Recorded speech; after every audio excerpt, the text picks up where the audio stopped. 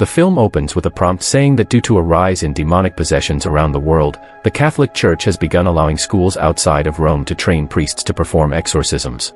In the opening scene, a little girl named Anne is in her room with the door locked. Suddenly, her mother knocks on the door and wants to be let in, and ignores her and leaves the door locked.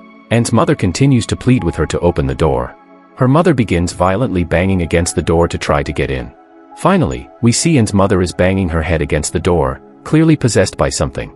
Years later, an adult Anne has become a nun who is currently on assignment, assisting at St. Michael the Archangel School of Exorcism in Boston.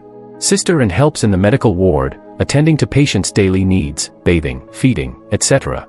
One day, she befriends a young girl, a patient named Natalie, and is curious about the ways of exorcism and occasionally sneaks into an exorcism class taught by Father Quinn. She is later admonished because nuns are prohibited from being taught the ways of exorcisms. Priests can only perform the act of exorcism. One afternoon, Anne gives a sponge bath to a patient when he suddenly attacks her.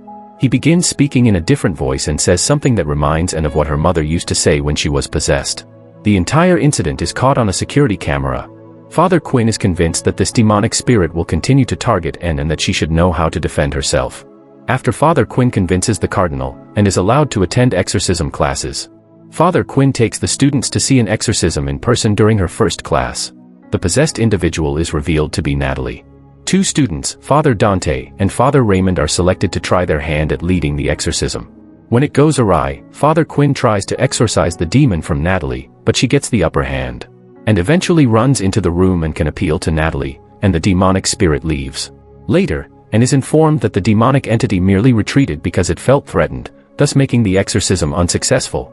Natalie is informed to be a terminal case. As Anne continues to be plagued by the same demonic spirit, she looks into records of individuals that were considered terminal cases. With Father Dante's help, Anne can access the hidden records of those patients, only finding one woman who could survive. Still, her face is heavily scarred as a result of the exorcism. All the other patients died. Father Dante later reveals to Anne that he believes his pregnant sister is being possessed and wants Anne to lead an unauthorized exorcism. Since she had some success with Natalie, Anne decided to help. After an intense session, Anne can release the demon's hold on Dante's sister. In a private moment afterward, Anne tells Dante that she became pregnant with a little girl before she became a nun. Instead of choosing to raise her daughter, Anne gave her up for adoption right after the baby was born, and is called into a meeting with Father Quinn and the cardinal the next day. They reveal to Anne that shortly after their session with Father Dante's sister, she committed suicide. As a result, Anne chooses to return to her monastery, St. Mary's. Father Dante later goes to see Anne at St. Mary's to tell her that Natalie was released, but shortly afterward, Natalie experiences a relapse and is transported by ambulance back to the hospital. But, when the ambulance arrived, the doors were opened to reveal that Natalie had killed everyone inside the vehicle. Father Dante gives Anne a necklace that Natalie is holding in her hand, and looks at the necklace and tells Dante that this necklace is the same one she gave her daughter when she was born, thus revealing that Natalie is Anne's daughter. Dante convinces Anne to help lead another unauthorized exorcism. So, he sneaks Anne into the catacombs under St. Michael's, where Natalie is being held. Natalie eventually breaks out and kills several priests, one of which is Father Raymond.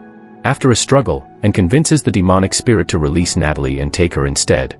So, the spirit leaves Natalie, who hides with Father Dante, and goes into Sister Anne, and becomes possessed and begins hunting Natalie in the catacombs, and dispatches Dante, leaving him unconscious.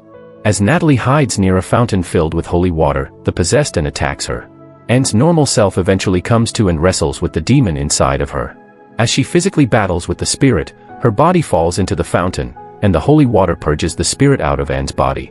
Anne is rescued from the water and reunites with Natalie and Dante, and recovers in the hospital but can say goodbye to Natalie. Natalie reunites with her adopted mother as Anne looks on. As a result of what happened, Anne is rewarded with an academic scholarship to study at the Vatican. As she says her goodbyes to Father Quinn, he reminds her that he knows who she is now that she has battled with the devil. On her way to the airport in a cab, Anne spots a woman staring at her on the street.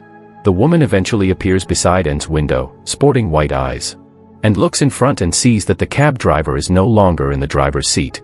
He is now beside her in the back seat, and takes out her crucifix and puts it to the cab driver's face, ready to do battle again.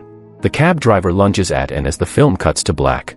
Make sure to subscribe and turn on notifications so you can watch more videos like this. Thanks for watching.